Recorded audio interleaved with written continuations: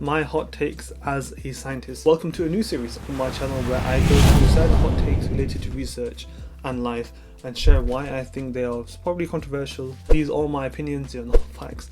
There's something maybe to engage in conversation in the comments and to maybe help you think in a different way, to think and challenge these concepts that you may be accustomed to in day-to-day life, whether it's related to nutrition, exercise or psychology. These are the themes I'll be focusing on in this new series. And in this first video I had 3 hot takes, one for psychology, one for nutrition and one for exercise. So stay tuned, grab some popcorn because it's gonna get controversial. So hot take number 1 is this rise of minimalism that's happened over the past couple of years came as a result of over consumerism. Now you might agree, you might think I'm just trying to sugarcoat what minimalism is. I'm quite a firm believer that for many years, probably early 2000s, there was a lot of over consumerism and hoarding. A lot of people used to grab credit cards and stuff like that and buy because there was more of an access to buy things perhaps than there ever was before. The notion of online shopping, the notion of more convenience led to a rise in consumerism, and again, these are just hot takes. See if I can find some evidence to back this up as well, but these are just kind of my opinions, thoughts in this noggin of mine. And then because that was an extreme, there was a rise in the extreme of consumerism, the other extreme became attractive, which is the notion of minimalism, and that gave rise to a lot of concepts. A lot of kind of YouTubers who became the kind of minimalist experts used to share the notion of the one t-shirt, one top, nothing, barely in your bedroom type videos. And a lot of people attribute their success to being that minimalist first and then they've transitioned into other things. But I do believe that a lot of this minimalism concept, although there are many attributes that I enjoy, I see many successful people have, just some very simple attire, the one t-shirt, probably variation of the same t-shirt, same color, same brand, just have probably multiple ones, because it minimizes decision fatigue. And Steve Jobs is somebody who used to wear the same thing all the time, so you don't have to worry about deciding what to wear. And I agree with that, I get that. But sometimes there is kind of an extreme with the minimalism where you might enjoy something, you might like the look of something, but then you don't buy it because you're a minimalist or because you don't want to have excess stuff. And that's where I disagree, because I do believe everything is all about balance. You shouldn't have such a restrictive diet. There should be a balance to enjoy certain things within moderation. You shouldn't have too many clothes, but you shouldn't have too little if you can afford it. It should be some maybe very minute variation. Just like we shouldn't sleep too much, we shouldn't sleep too little.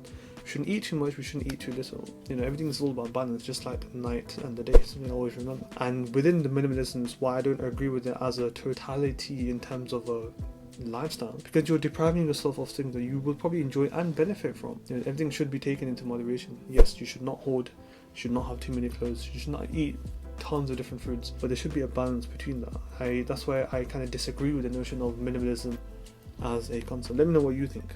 Now hot take number 2. Hot take number 2 is the notion of, I feel that for the large majority of people, vegan diets and ketogenic diets are just fads. They're just a phase for a lot of people. And there are many people who require, and now don't take that out of context, there are many people who require a vegan diet due to certain deficiencies or intolerance to certain things. There are many people who utilize ketogenic diets because of a intolerance or deficiency, or they require it for a certain amount of time. And I agree with that. There's a lot of science that back perfectly. However, I have seen many vegan YouTubers who have stopped because of unfortunate issues with the vegan diet, because of poor supplementation. Might not been any issue with the vegan diet itself, because it's seen as a fad. It was just a phase, it was a new trend. Again, this extremes I talk about, they weren't really supplementing the things that they are losing or have an absence of as a result of not maybe having certain meats and certain diets, perhaps in the Mediterranean diet they are depriving themselves of. They are not supplementing that absence to support a decent diet.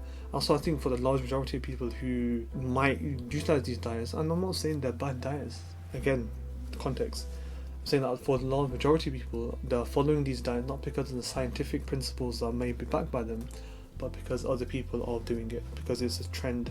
Oh, I'm on the ketogenic diet, oh, I'm on the vegan diet because of X, Y, and Z. And a lot of people may not look into the literature about why these are maybe beneficial, but might be harmful for you in the long run, because you may not be following it in the correct manner. You may be depriving yourself of stuff that you particularly need, you as an individual, because you might need a certain higher load of something, or you might need less of something that you're consuming too much of as a result of following these diets. So I do believe for the large majority that may not be, doctor prescribed or nutritionist prescribed or dietitian prescribed. A lot of people following these diets because it's a fad and it's extreme. Maybe controversial, but that's my opinion. Let me know what you think in the comments. So third hot take is related to exercise, and it's this notion of the basis of elite athletes in majority of sports based on their mental abilities, not physical abilities. Now you might be wondering, maybe you're an idiot. Elite athletes have physical attributes that are far superior to the average person. I agree, but I feel elite athletes are best of the best, or because of their mental capabilities, their mental strength, mental fortitude, not the physical attributes. Now here's why. For the large majority of tennis players, I'm a big tennis fan and I've kind of looked into this in a bit more detail. Let's look at the best of the best at the moment, which is Novak Djokovic, and a lot of the other, athletes that are in there that might be good in terms of physical attributes, and let's say the subpar of the elite athletes, right? Top maybe 500 in the world. Now the difference between them probably isn't attributed to their physical differences, but actually to their mental ability.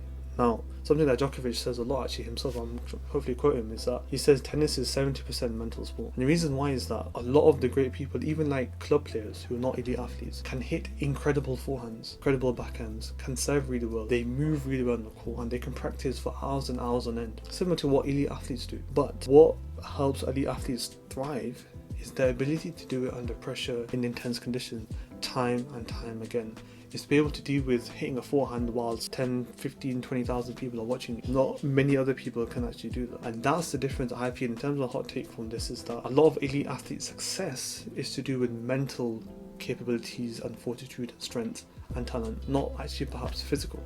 Because a lot of them are on the same playing field. And the difference is the mental ability, in my opinion. So guys, those were some 3 controversial hot takes. They're called hot takes for a reason.